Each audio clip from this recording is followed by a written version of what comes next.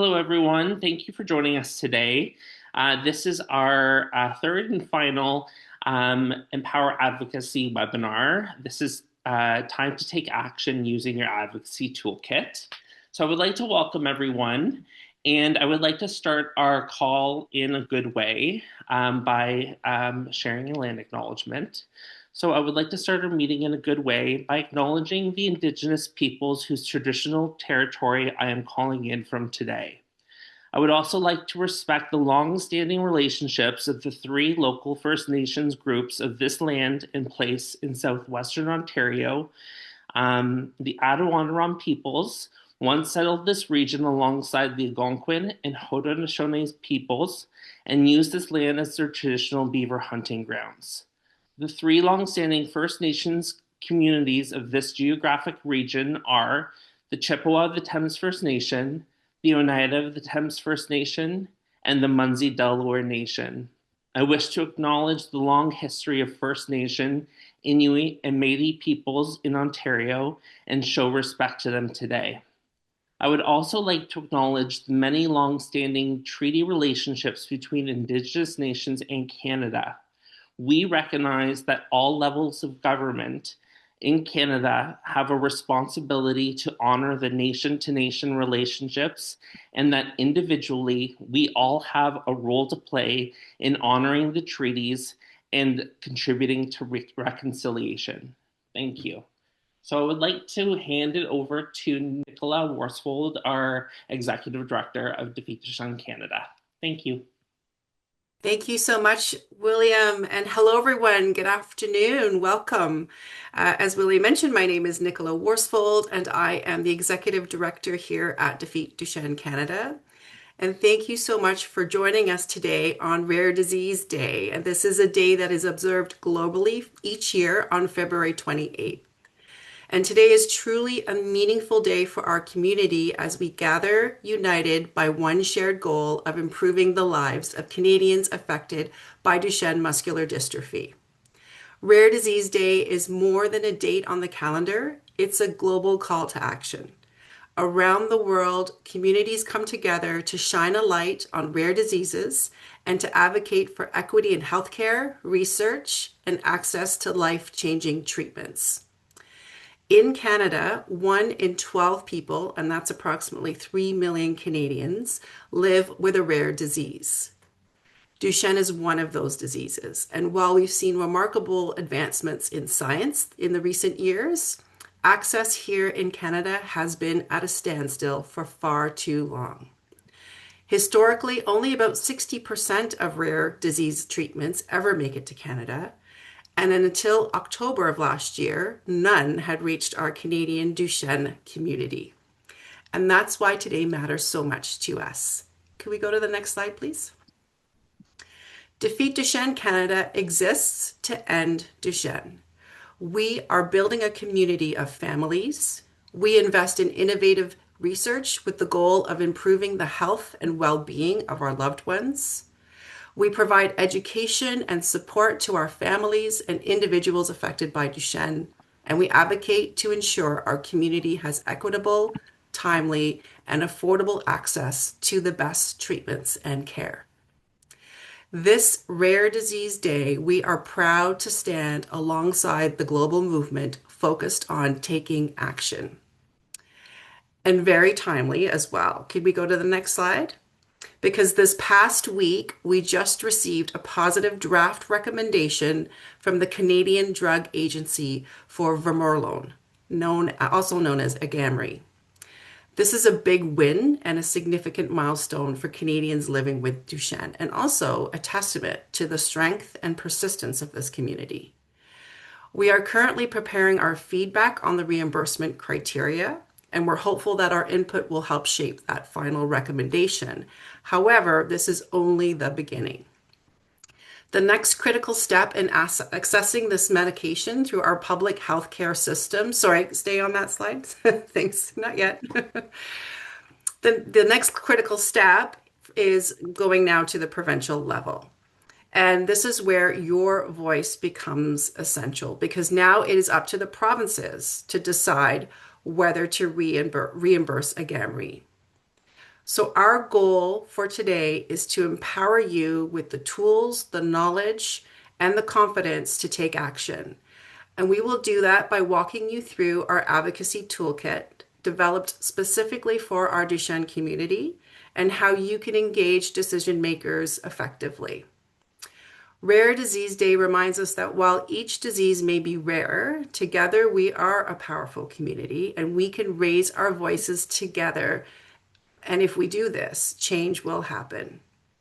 So thank you for being here and for being part of this movement. So can we go to the next slide now?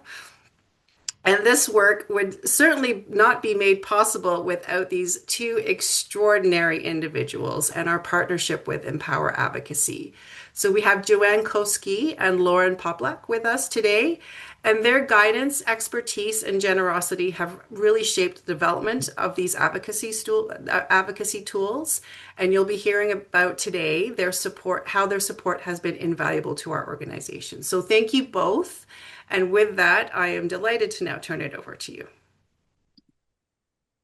Wonderful. Thank you so much, Nicola. It's so great to be here on Rare Disease Day with the Duchenne community for our last webinar in this series, and I hope everybody can hear me okay. Perfect. All right, let's start with the agenda. So these are the topics that we are going to be covering in today's session. We're going to start with a recap of what we covered in our second advocacy webinar, and end with the exciting toolkit that we've been working with Defeat Duchenne Canada to develop for your use. But in the middle of that, we are going to look at one of the most important tools that you have at your disposal, and that is having meetings with decision makers and influencers, and that is advocating in person or virtually. And then Lauren's going to chat about some challenges that you may face and how to overcome them. Then we'll get into the toolkit, and hopefully we'll have a few minutes for questions after that. Okay, so our recap of session 2. On this slide, you'll see that you'll remember that we talked about 3 different types of advocacy that we typically see in our work. And that is systemic at a very high, broad level, impacting many people across the country. Conversely, individual advocacy, which really is when individuals who are affected by an issue advocate on their own behalf. And then we have group advocacy, which is really when groups of people who are impacted by the same issue come together. And really what's differentiating in all of these 3 types of advocacy is who or what is being impacted by a public policy issue. And so often what we see, though, is that individual advocacy ends up helping others and can evolve into group advocacy or even bring about system-wide change. So very powerful, each and every one of these types of advocacy. On the next slide, we also discussed that there are 3 different kinds of advocacy to be aware of, at least that we see, as well as 3 different types of advocates or roles that people can play in advocacy. We have those who enable advocacy, those who empower it, and those who execute on advocacy action plans. So hopefully between our last webinar and today, you've had a chance to give some thought to where you see yourself engaging and what role others in your network can play. But one thing that's important to remember is that you can play more than one role. So you might be an enabler and an empowerer, or you might be all 3. It really just depends, but just good to be aware of these different roles. On the next slide, we also reviewed how to build an impactful advocacy plan. And really it is by asking yourself these core questions. So you want to ask yourself, what's the problem that is the most pressing? What is that issue that you're facing that will become the focus of your advocacy? Second, what you need to do to solve your problem. And this is the action that you need to be taken and the outcome that you need to see. And third, you need to ask yourself who in particular can get you what you need. And this is the decision maker who has the power to solve your problem. And we talked about number 3 in detail because that is the ultimate target of your advocacy work. So let's talk a little bit about more of that on the next slide. So we did spend some time on this. It's important, especially right now, because if your issue is access to treatment, as Nicola mentioned off the top, things have been evolving in the Duchenne space since we last met. This slide really is about figuring out who your target of your advocacy is, including knowing who to start with and who to escalate to if you're not getting what you need. So, for example, a patient group, which is everything in turquoise here on this slide, typically initiates informal advocacy with CDA, Canada's drug agency, if there are challenges with that process. And from there, may escalate to the provincial level, or even individuals will advocate to their local provincial elected officials. So fortunately, with respect to vamorolone, as Nicola just mentioned, it looks like you will soon be moving beyond CDA to PCPA, the Pan-Canadian Pharmaceutical Alliance. And here is where you can see who your targets would be, just depending on how that process goes. So we also touched on, when we looked at the target slide, who your target would be in private drug funding. And as you can see here, that could be your insurer, but it could also be your employer. So these are all good things to know. But the most important takeaway from this slide is that you need to remember, give your target a chance to help you before escalating to somebody else. Okay, we brought this slide back again. We showed it in both of our webinars, just as a reminder about all the different processes that a new drug has to go through in Canada before patients can access it through public or private reimbursement. And we can't stress this enough, the only stage that invites formal input from stakeholders like you is HTA or reimbursement reviews, which includes CDA as well as ENES in Quebec. And that's typically it. So all other advocacy engagement that you may consider as individuals or groups will be what we call informal opportunities, which is exactly why today we're talking about how to take action. Okay, we're almost at the end of this recap. So last time we went through the first 3 of these 4 steps to taking action with your advocacy plan. And today we're going to discuss the 4th one. Lauren's going to walk you through that in a little bit. But first, let's look again at the advocacy tools that you can use on this last recap slide after this one. Okay, so this is a range of the advocacy tools that you can use, that you can choose from, to use as vehicles for sharing your messages in a compelling way that will reach your advocacy target. Now, on our last webinar, we focused on developing your personal stories, which is probably the most important foundational tool that you have at your disposal.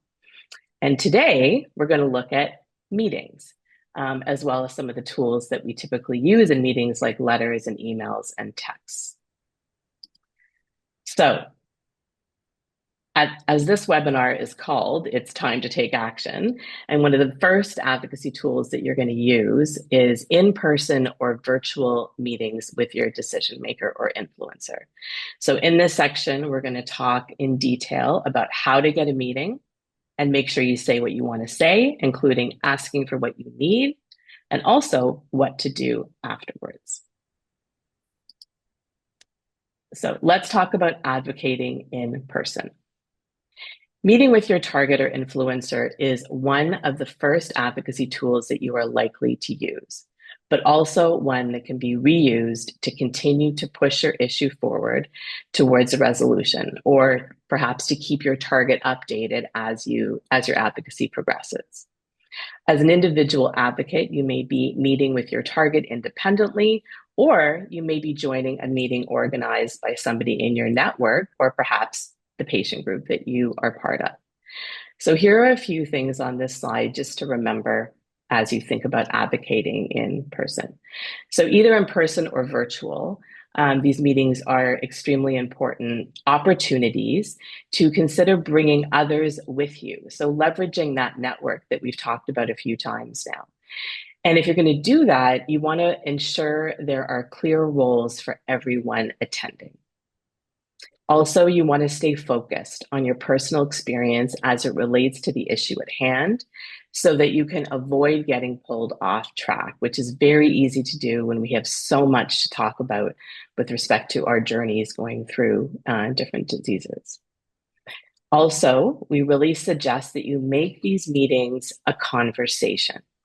It's really important that you allow time for questions and comments from the decision maker or the target that you're meeting with. And we're going to talk a little bit more about how to do that effectively in a few slides.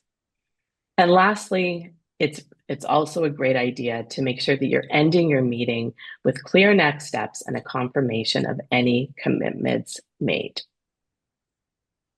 Okay, so let's talk about the 3 steps that we see are useful to think about for having successful meetings. So the first one, obvious, how to get the meeting, how to actually, get your target to agree to meet with you. Second, how to prepare for that meeting to make sure that you feel confident and ready to be able to, say what you need to say. And then third, actually having an effective meeting. And so there's other things that you're going to want to think about at that stage. And then lastly, we're going to talk a little bit about what to do after your meeting as well. So on this slide, we have a little checklist. We suggest that these things are some of the things that you think about even before you start the process of requesting a meeting. But make sure that you've done these important things before you do that. So they include deciding the one issue that you're going to be meeting your target and talking about, ideally one. Sometimes there are more than one, but if we can hone it down to that one problem, that's perfect. Secondly, you want to determine what you need to happen to solve your issue. This is the solution. So we've talked about this before. And then third, who do you need to meet with at this stage? Who is that target? And as we've said, that target may not right away immediately be your ultimate decision maker. So it's good to just be aware of that. You want to make sure that you've got your 3 key messages, including your ask, what you need to be done, prepared. And in some cases like yours, Defeat Duchenne Canada has spent some time developing these, and we'll talk about that in a sec. You'll want to think about who, and discuss who is going to be attending the meeting with you. And then the other really important thing that we can't stress enough is have that version of your personal story ready that is going to be most applicable to the topic of the meeting that you're going to be having. So just some tips, little pre-meeting request checklist. Okay, so let's move on and talk about how to actually get the meeting. And I just want to say that anything on the next few slides that you see that's underlined and bold and purple, those are things that are going to be in your Defeat Duchenne Canada Advocacy Toolkit, which is fantastic. All right, so start, we suggest, by using the advocacy tools that you have at your disposal to get a meeting, things like an email, a phone call, could be both, and it could even be a text, for example, if that's something that you think could possibly work. Have an email prepared. Again, this is going to be in your toolkit, which you can also use as a phone script. So if you prefer to call, your target's office, then you can use that email for that purpose as well. And it's really important that this email or phone script briefly outlines why you want to meet with your target. And it's really also key to keep it concise. And so if you can briefly explain your issue, that's perfect. But really the only purpose of this particular tool is to get the meeting. Okay, so you don't need to share everything that you're going to be sharing at the meeting, just little tidbits that are going to pique their interest and explain why it's important for them to meet with you. So if you're meeting with your local elected official, it's really important that you make sure that you mention that you live in their riding or their constituency. Those two words are interchangeable. Okay, so you'll want to say, yes, I reside in the riding that this elected official is in. Or if you're meeting with a bureaucrat, so not an elected official, somebody who works in government, for example, in a drug plan, you'll want to say, I live in the province of X, so that they understand that, you're important to them. So the difference between in-person meetings and virtual, I mean, these days, post-COVID, virtual meetings are so common. They work very well, but depending on the urgency of your issue, you might decide that an in-person meeting would be best. And so, you can decide if that's possible for you, even if you live, near the constituency office, or for example, if you live near your provincial legislature, then an in-person meeting might actually be doable. But for many, it isn't. And elected officials 100% understand that. And then lastly, just to stress that, advocacy is a process. You may not get an immediate response. So really important to send a follow-up email. We'll have one of those for you as well. Call again. You can use the follow-up email as a phone script, or even drop by, their office if that's possible. So, don't give up. No really isn't an option here. And then the other thing we just wanted to mention, if you're offered a meeting with someone other than your target, you generally should take it, but continue to pursue that person who you originally wanted to meet with. That sometimes happens, but not often. Okay, here on the next slide, we're going to talk about preparing for the meeting. So preparing an agenda is really helpful. It'll just help you guide you, through the meeting and help you stay on track. And we like to develop something called a meeting flow document, which is really just sort of like a glorified agenda. And you'll have one of those in your toolkit as well. And it's going to include your key messages and your ask, just to make sure that you remember to say those, to communicate those things. Okay. So the other thing you're going to want to do in preparing is to decide if there's any material, any content, any information that you want to share with the decision maker or the target, for them to read ahead of time.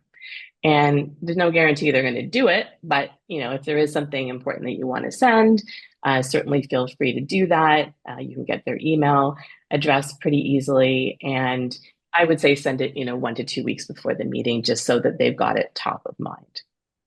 You're going to want to let whoever you're working with to schedule the meeting know who is going to be joining you, if anybody is going to be coming with you. And also, you can use that opportunity to ask who will be attending from their side. So is it just going to be the person that you've asked to meet with? Will there be others in the meeting? Just good for you to know. And then from there, you can, try and gather a little bit of knowledge about who you'll be meeting with, in particular, your elected official. And their bios are going to be easily found online, either on the legislature's website, or they may have their own website, that kind of thing. Just by Googling their name, you should be able to find some information about them. You're going to want to ask how long the meeting is scheduled for. So sometimes if it's a virtual meeting, you'll get a link. It'll say how long. I would expect around 30 minutes is typical, but they might give you more time. They might give you an hour, let's say, but they also might give you less. So we'll talk about how to prepare for that type of thing too. And listen, if they're only giving you 30 minutes and you feel like you want more, you can always ask. There's nothing wrong with that.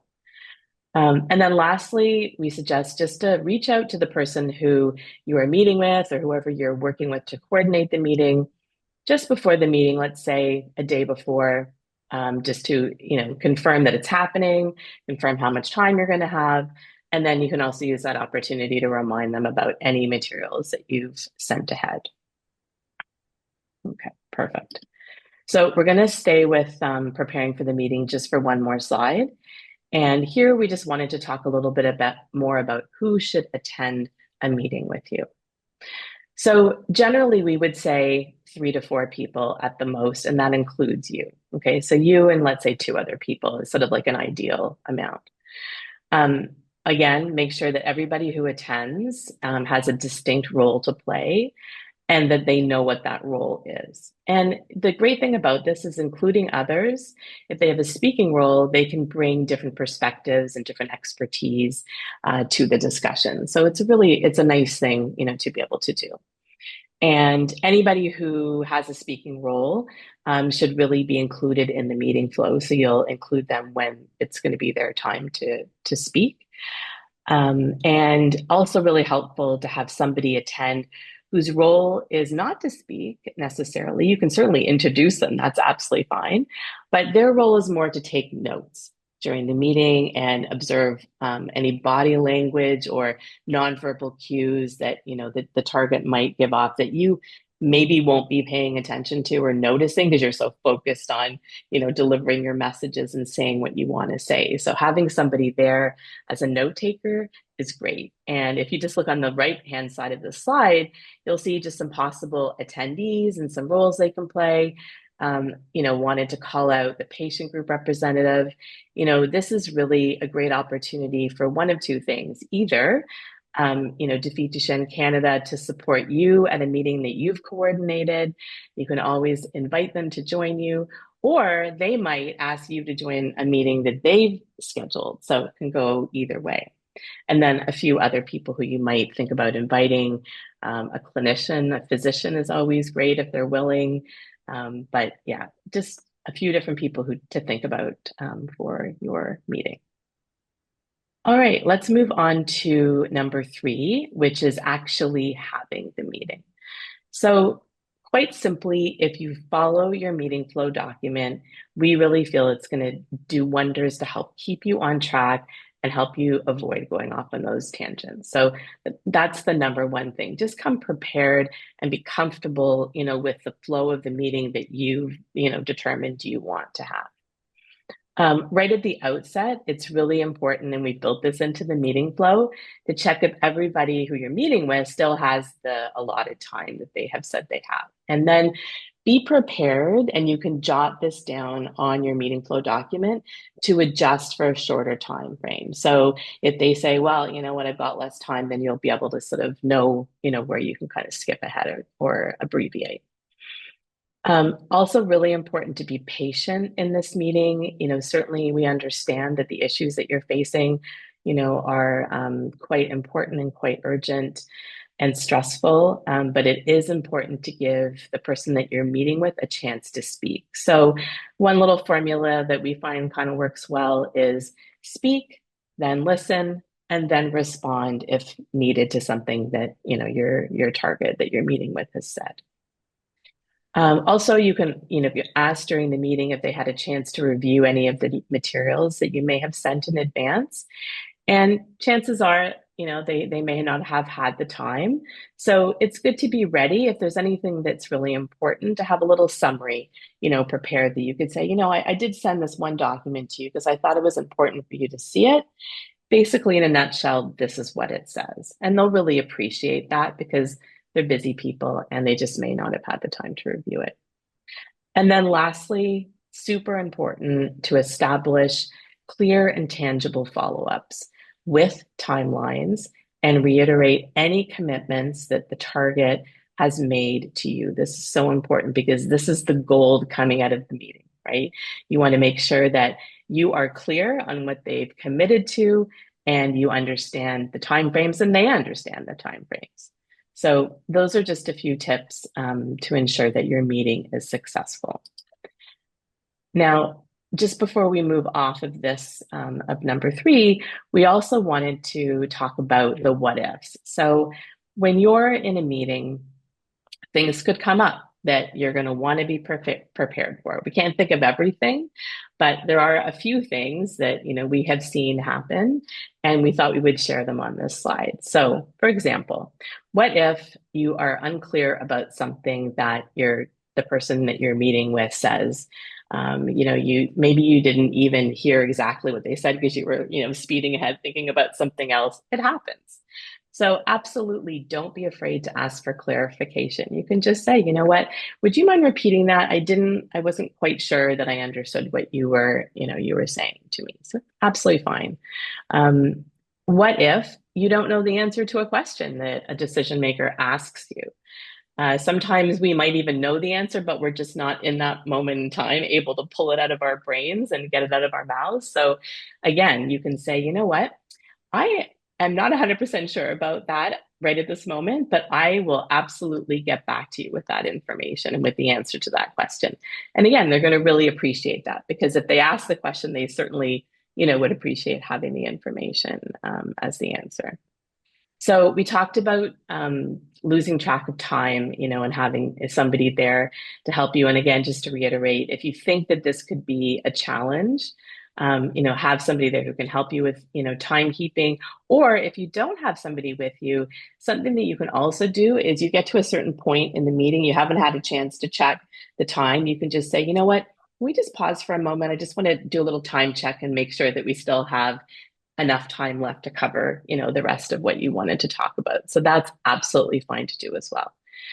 And then lastly, sometimes the person that you're meeting with isn't the decision maker. This can happen. You might expect them to be, and then the person who shows up for the meeting isn't, or you know in advance that they're not. Well, that person can play an important role because they can help to elevate your issue to that decision maker. So it's an important concept because if the person that you're meeting with isn't that, let's say the Minister of Health, they're very likely to be somebody who can influence the Minister of Health. And so that becomes your ask of them. And we're going to talk in a minute about a document that you have in your toolkit that is going to help you in that situation. And that is on the next slide. Okay. After the meeting. So you've had your meeting, it went great. What do you do now? How do you keep this issue top of mind for your advocacy target? So on this slide, there are some steps that you can take. Let's go through them. So 24 hours after the meeting, ideally, you can send a thank you note in your toolkit and post on social media, also in your toolkit. And really important if you're going to post on social or even in your thank you email to copy somebody from Defeat Duchenne Canada or tag them in your social post, and that way they can in turn share. They'll know what you're doing. It's just a great way to keep everybody in the loop and also help to amplify the fact that you've had this meeting. And also, you can report back to the patient organization and let them know how it went. And Lauren's going to talk to you about a tool to help you do that. So about a week later, if there was any information or answers to questions that you said you would get back to your decision maker about, make sure that you do that, ideally within a week. And if you need more time, absolutely fine to send them a quick email and say, hey, just wanted to let you know that I'm looking for that information that you requested. I will get it to you shortly, and that's all you need to say. It'll be absolutely fine with them. And then the last piece is things that you've agreed to do after the meeting. And so this is when you would reach out about any tangible next steps, including any commitments that were made during the meeting, such as, for example, if you weren't meeting with the ultimate decision maker, you're meeting with your local elected official, you might have in that meeting ask them to send a letter to the Minister of Health on your behalf to help to amplify or elevate the issue to that decision maker. So the last thing that I'm going to say about this is it's really important to follow up until you get what you need. We can't say this enough. Advocacy is a process. Things don't happen instantly, so you really do need to stay in touch, which is why if you sort of phase out your contact after your meeting, you'll have multiple touch points to be able to keep reminding them about all the things that they did to help you. And now I am going to turn it over to Lauren to wrap up this section about meetings and to walk you through your advocacy toolkit. Lauren? All right. Thank you, Joanne. So that's a lot of content that we've just covered.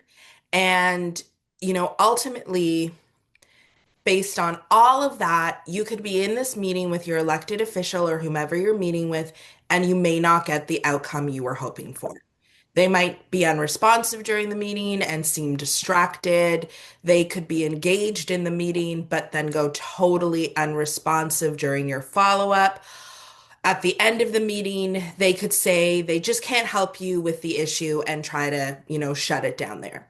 So essentially, the challenges you can face can come during the meeting or after the meeting. But there are ways that you can prepare for the meeting or questions you can use during the meeting to probe further in these scenarios.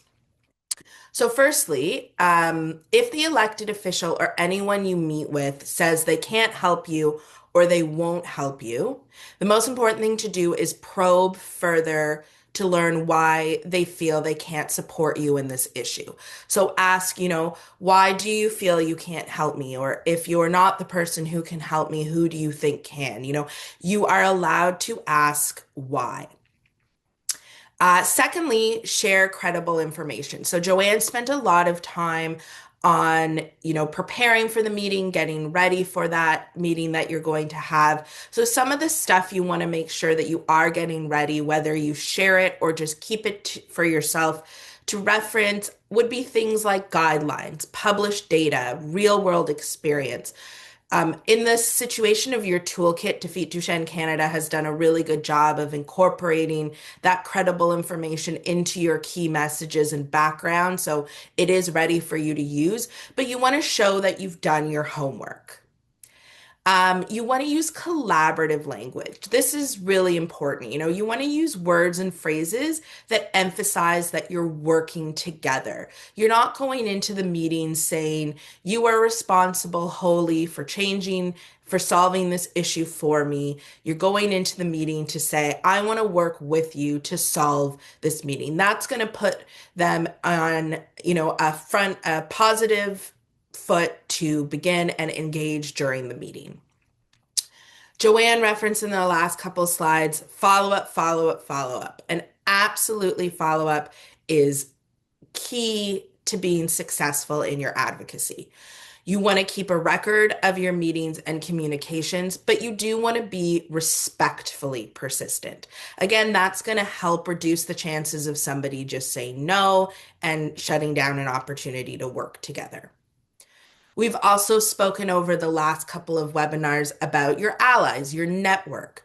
So lean on that network. That includes, other patients, clinicians, caregivers, groups like Defeat Duchenne who can help amplify your message. And lastly, where it is possible, reference any policy or precedent. If you go into a meeting with your elected official or with a decision maker and are able to say, we saw this happen in another area for another disease, how can we build this as a potential pathway for us? Not only does it show that you've done your homework, but it gives them something that has already been successful to leverage for your issue. So some sample phrases that we've used here based on the 6 points on the previous slide. I'm not going to read through them all. I'll try to speak slowly to give you guys a chance to read through them. But what you're going to notice here is that we're using that collaborative language, pointing to precedent, and asking questions in a persistent but respectful way. You'll also notice that the language is not aggressive or placing any blame, but rather positioning your conversation as an opportunity to work together. And this is key in encouraging them to continue to support your issue. And then, so now before we wrap up all of this and review your Duchenne Advocacy Toolkit, we wanted to share a few quick things to keep in mind as you begin your advocacy journey. So firstly, you may recall from the last webinar, we mentioned that if you don't engage on an issue, it's likely that no one else will. So success depends on you engaging and engaging others. We also want to remind you that you are the credible source around the information you share, because whatever your issue may be is an issue that is directly affecting you and your loved ones. And building on that, you are the expert in your personal story and the best one to share that experience. Also, building on what I just spoke about from the overcoming challenges perspective, just remember to stay calm, clear, and concise. We know that there is a lot of emotion connected to many of these issues and that they are deeply personal. And that emotion and that personal connection is very important when you are doing advocacy. But staying calm and concise will help your targets understand the issue you are advocating around. And then mentioned throughout this presentation, I've said it a couple times, Joanne said it a couple times, persistence is key. You can keep asking for what you need until you've reached an acceptable resolution. And lastly, but most importantly, what we hope you understand from everything that we've spoken about, the fundamentals of advocacy, is that you have the right to advocate for change. I'm going to underscore that, highlight it, bold it. You absolutely have the right to advocate for change. So we hope what we've covered today and over the previous two webinars has resonated with you and perhaps added a bit more to your knowledge of advocacy. And so on that, I'm gonna move over now and speak about your Duchenne Advocacy Toolkit. So this really exciting tool that Defeat Duchenne Canada has worked very hard on with us on building information and materials that you can use for this in-person or virtual advocacy meetings.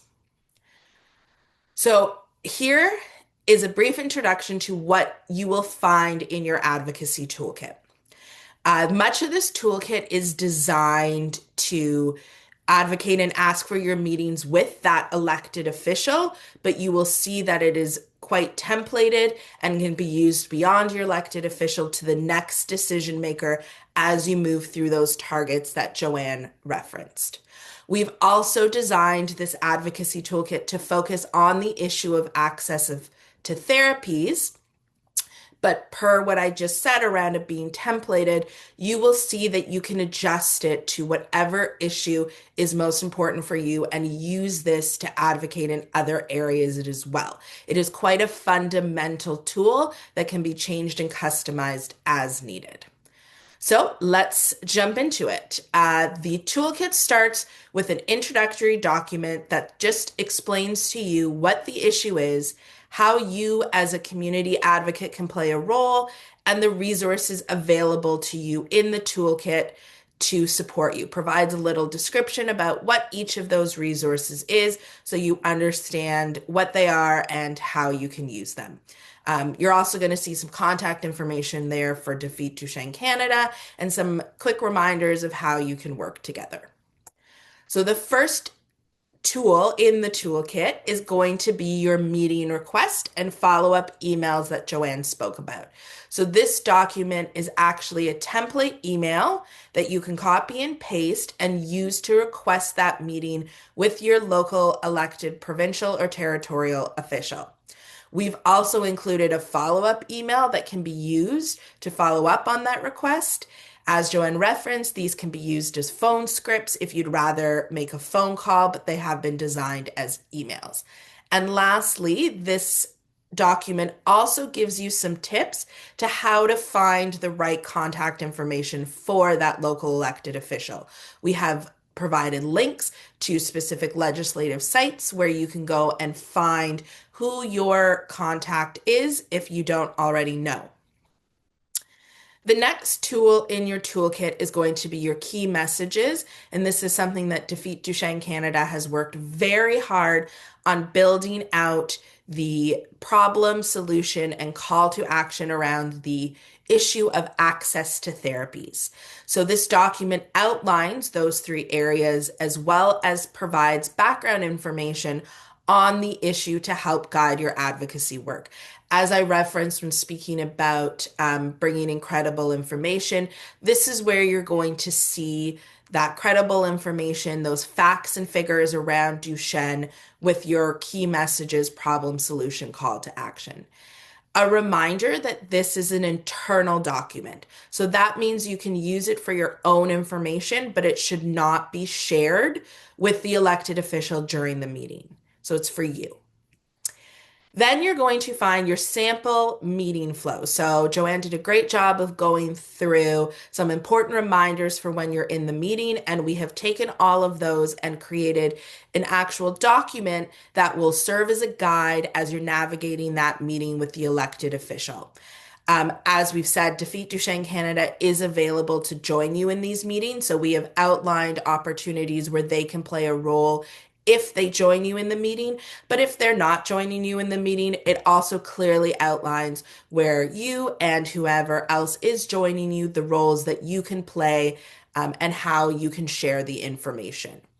Again, this is not an internal document and it should not be shared, but you can have it there next to you during the meeting, or if it's virtual, on a screen, something to help you follow along, make sure you stay on track and on time. And we've taken all of the important things that you need to say and put them into this, including some of that background information, and facts and figures that you might want to reference. So it's all in one easy place. The ask that we have outlined in this toolkit specifically, given the issue, is around access to therapies, and you are likely starting your advocacy journey with a meeting with your elected official, is a letter to the health minister. So in this meeting, we are recommending, that you ask your elected official to reach out to the health minister in support of your issue. And so this template letter can be shared. So this is something that can be given to the person you are meeting with so they can use it to write the Minister of Health and talk about the issue that you are facing. And lastly, well, actually not lastly, but second last, we have your thank you email and social post. So this is the thank you email and posts that you can use after the meeting to thank them for taking time to talk to you. So it outlines a couple of options of social posts as well as a thank you email. And remember to tag your elected official and Defeat Duchenne Canada in your social posts, and also to copy Defeat Duchenne Canada in your email. The last piece, and the last thing we're going to chat about, is the report back form. So this is actually a wonderful online form where you can go and fill in information about the meeting after you've had it, and it will be shared with Defeat Duchenne Canada. It can let them know who you met with, any other important information, any commitments and follow-ups. And a link to this is found on that introductory document, that introductory page of your toolkit. So that is the toolkit that you guys are going to get. If there are any questions, you can reach out to William. His information is right here, the Coordinator of Education, Support, and Engagement at Defeat Duchenne Canada. And a link for you to download the toolkit is coming soon. So with that, I'm going to pass it back to Defeat Duchenne for some Q&A. Thank you so much, Lauren and Joanne, and thank you, everyone. Are there any questions? So we did have a question about if the toolkit will be emailed to you. So if you attended this webinar today, we will send you a direct email with our toolkit. For those of you who are watching this as a recording, you can reach out to Defeat Duchenne Canada to request a toolkit. And as Lauren mentioned, all of this will be available on our website, and it will be coming to you over the next couple of weeks. So with that, if anyone has a question, please feel free to type it in the Q&A, or you can also, I believe you can type in the chat as well. Are there any questions about this the incredible work that both Lauren and Joanne have been helping us with? And it's incredible that we've got this whole package together. I'm really excited to see this in action. I know that we have some incredible advocates already within our community. We have folks who are already out there and doing some of this already. Feedback is also very welcome. So if you're using this and you have feedback for us on the toolkit, we would love to hear from you. And most importantly is share your experience and share your actions, because we have a lot of families within our community who want to advocate and they just don't know how to do that. And I think the more of us share the work that we're doing around this and what's happening will motivate others to do the same. And if we really want to make change, we all have to do this together. It can't just be one person or one organization. So the more voices we have, the more noise we make, the more likely folks will start to stop and listen to us. And this is a really exciting time for our community. We've never been in a position where we are having treatments that are starting to come to Canada. And I hope that vamorolone is the first of many to come, which is why this work is so important about advocating for timely access. So with that, if we don't have any questions, I would like to say thank you all for joining us today. And I'm really excited and really looking forward to seeing our advocacy in action. I will now pass it over to William. Thank you, Nicola.